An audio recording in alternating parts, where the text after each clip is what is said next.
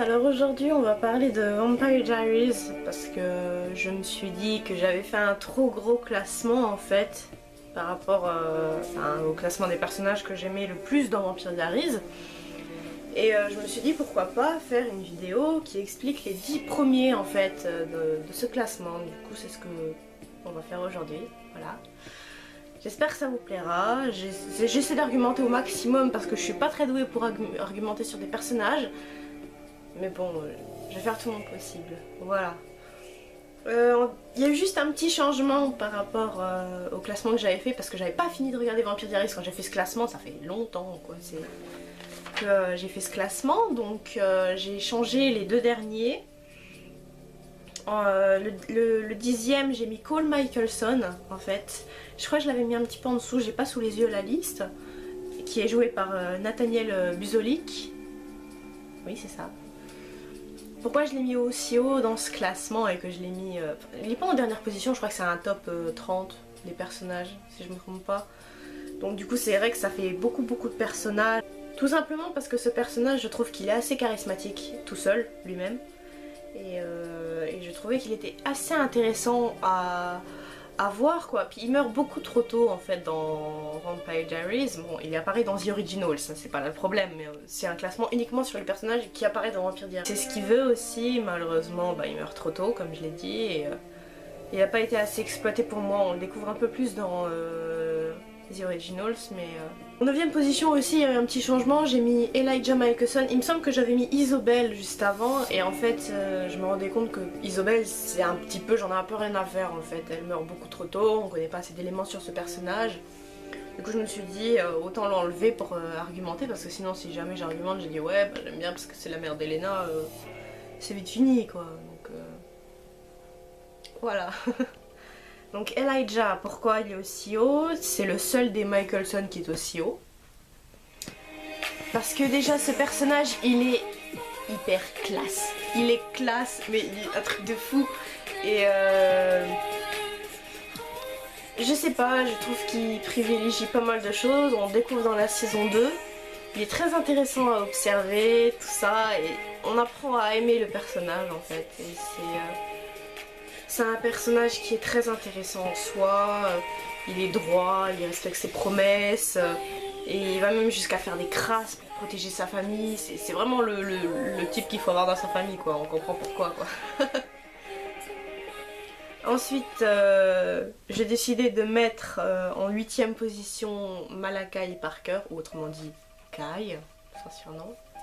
Qui est joué par Chris Wood. Alors Chris Wood je l'apprécie beaucoup, je fais une petite parenthèse, il a joué dans la mini-série Containment, bon Alerte Contagion.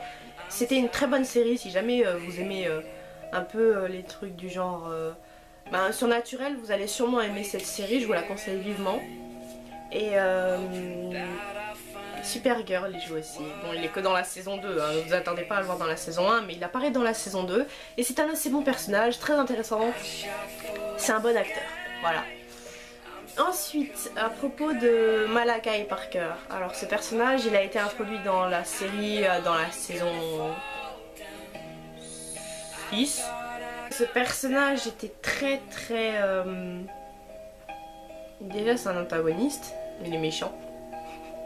Je sais pas, il n'y a pas vraiment de personne tout blanc ni tout noir en fait dans Vampire Diaries, il y a toujours une part d'ombre, ce qu'on a vu déjà avec Stephen, Damon et Elena.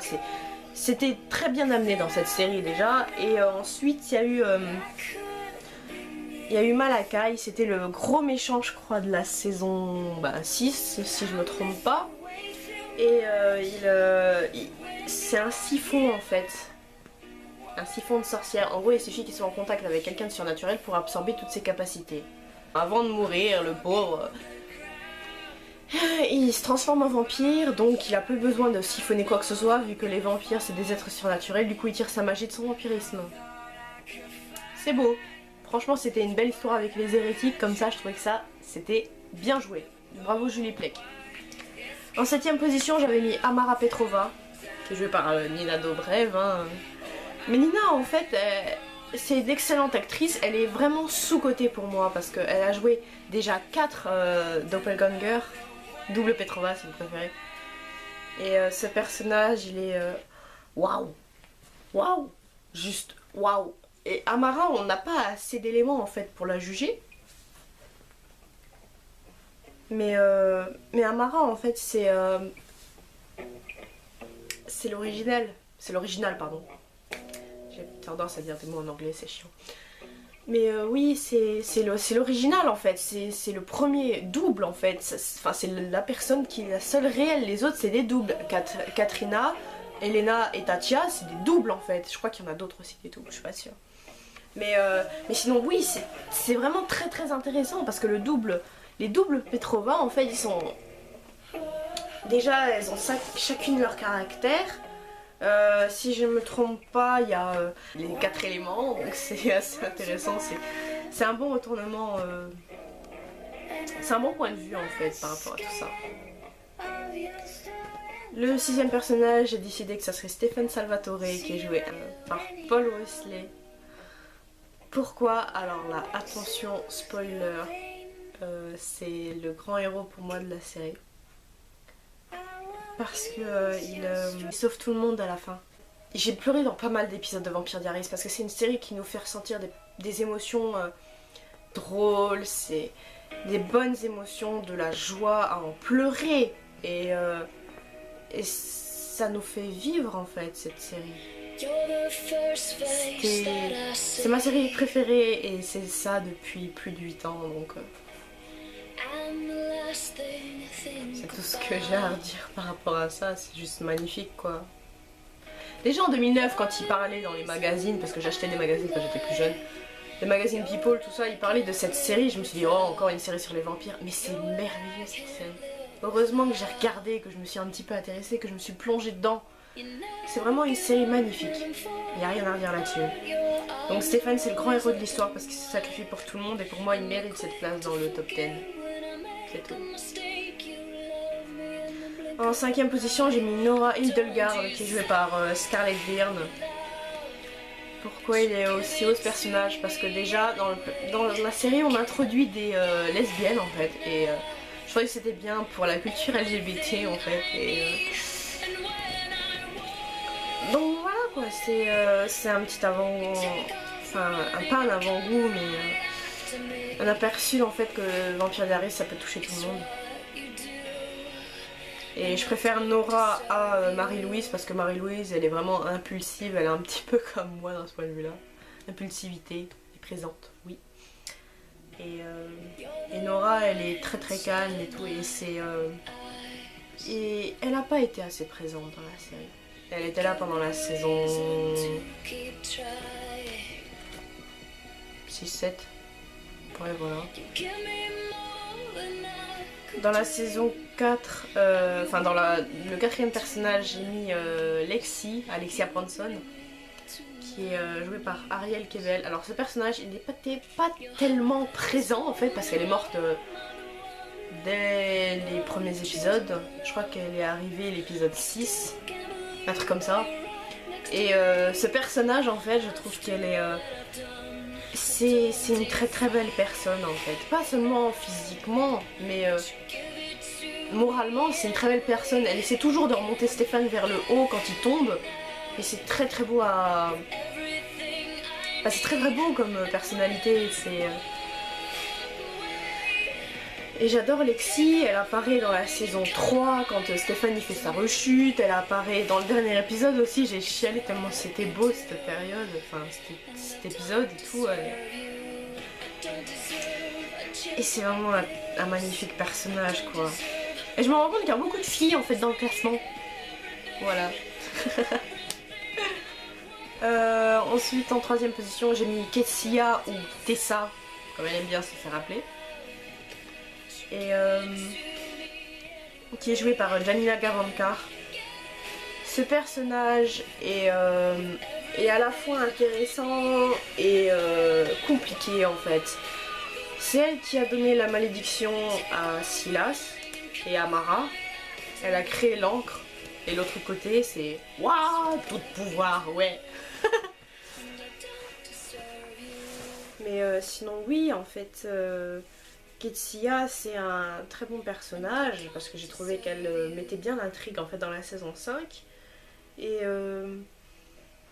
Et ce personnage, elle est à la fois très forte et destructrice en fait. Parce qu'elle se donne la mort après qu'elle ait, on va dire, transféré l'encre d'Amara à Bonnie.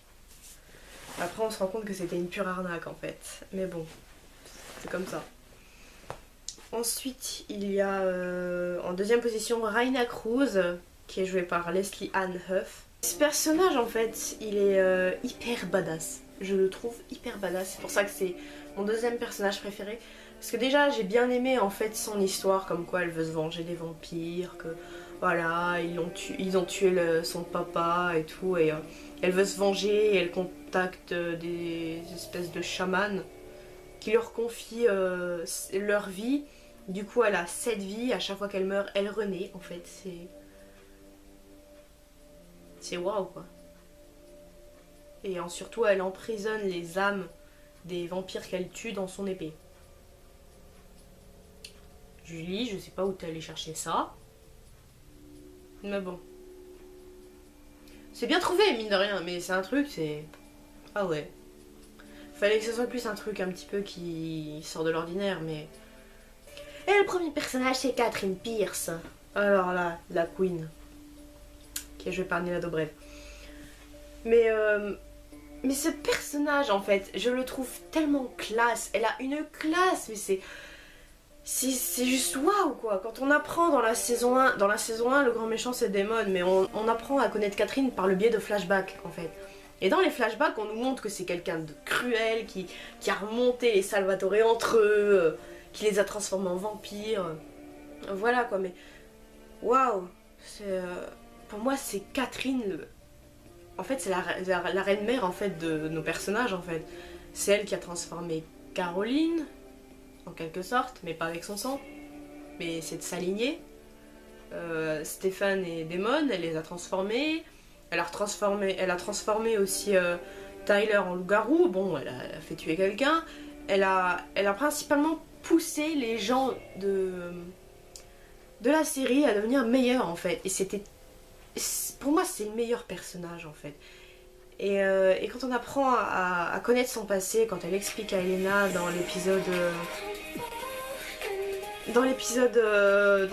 de la saison 2, on apprend en fait qu'elle a été totalement manipulée en fait pour diverses raisons et en fait elle est tellement touchante en fait, elle s'est mise en fait des barrières pour se protéger et c'est juste waouh, ce personnage, je l'admire en quelque sorte en fait, parce qu'elle a pas fait taire ses émotions et elle a continué à avancer tout ça. Bon, certes elle était amoureuse de Stéphane à cause de la malédiction des voyageurs, mais elle aimait aussi Elijah, et Elijah c'est un homme, pour moi il est comme ça quoi, même plus mais voilà, c'est juste magnifique de voir qu'il y a des choses qui... Il y a des personnages qui sont comme ça, quoi. Katerina Petrova, pour moi, c'est le meilleur personnage, quoi. Tout confondu, tous confondus. De toutes les séries que j'ai regardées, j'en ai regardé une paire. Ben, pour moi, Vampire Diaries, en particulier Katerina Petrova, pour moi, c'est le meilleur personnage ever. De tous. Catherine, elle est classe, elle est forte.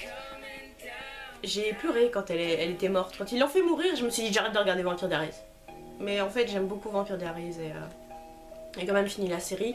Et quand on se rend compte, attention, spoiler, quand on se rend compte à la fin de la série qui décide de faire un dernier épisode avec Catherine et Elena, moi dans ma tête c'était oulala, j'ai bien fait de continuer parce que sinon j'étais grave en retard en fait et j'aurais dû regarder 2 saisons d'affilée, voire même plus. Puisqu'il y a la saison 8 aussi qui aurait dû être regardée. C'est... Waouh, j'étais bouche bée. Après les derniers épisodes, je trouvais qu'il était un petit peu bâclé, ils auraient pu le mettre en 2 parties. Parce que d'habitude, Catherine, elle est très très difficile à aller chercher en fait, à attraper en fait. Elle est toujours là en train de fuir et tout. Et là, elle n'arrive pas. Peut-être parce qu'elle est humaine en fait. J'ai beaucoup réfléchi à ce truc. Mais je pense ouais c'est parce qu'elle est humaine en fait et du coup elle peut pas rivaliser avec Daemon qui était un vampire jusqu'à ce que Stéphane lui injecte son sang avec le remède dans les veines. Mais ouais, je l'ai trouvé vraiment faible en fait dans ce dernier épisode. Même si j'adore toujours la manière dont elle est habillée, ses cheveux. C'est un des c'est un des meilleurs personnages qui a jamais été créé en fait. Merci à L.J. Smith et Julie Plec. Franchement, c'est un putain de personnage. Mais vraiment, c'est juste waouh quoi quand on voit que le personnage il évolue en plus. On apprend que sa fille elle est toujours en vie et qu'elle essaie de la sauver et tout, qu'elle a quand même un cœur. Waouh. Moi Catherine c'est waouh. Je pourrais faire carrément toute une vidéo sur Catherine en fait. C'est bizarre en fait, J'admire ce personnage plus que... Au début, on tourne le personnage pour qu'on le déteste. Mais moi, j'ai fait que l'aimer davantage, en fait, ce personnage. L'apprécier davantage. Surtout la scène où elle prend possession du corps d'Elena et... Enfin, du corps d'Elena. Elle prend aussi possession du corps d'Elena. Ça, j'ai trouvé bien comme idée, franchement. C'est vraiment bien. Et ouais, quoi. À la fin de la série... Catherine, elle échange le corps d'Elena, elle fait tout pour que ça marche en fait, et ça marche pas. Parce qu'ils lâchent pas l'affaire les gentils, mais bon. Et sinon oui, ce personnage, c'est le meilleur de tous, quoi. Y a rien à redire, quoi. Après, dans le dernier épisode, ils auraient pu le foutre en deux parties, genre qu'il y a un problème, que Catherine, elle arrive à fuir, qu'il faut la rechercher. Ça aurait été bien. Franchement, ça aurait été bien. J'espère que ce classement vous aura plu. Et surtout ces explications aussi. Si vous avez d'autres arguments aussi, vous pouvez les mettre dans les commentaires. Je vous dis à très bientôt. Portez-vous bien d'ici la prochaine vidéo. Ciao!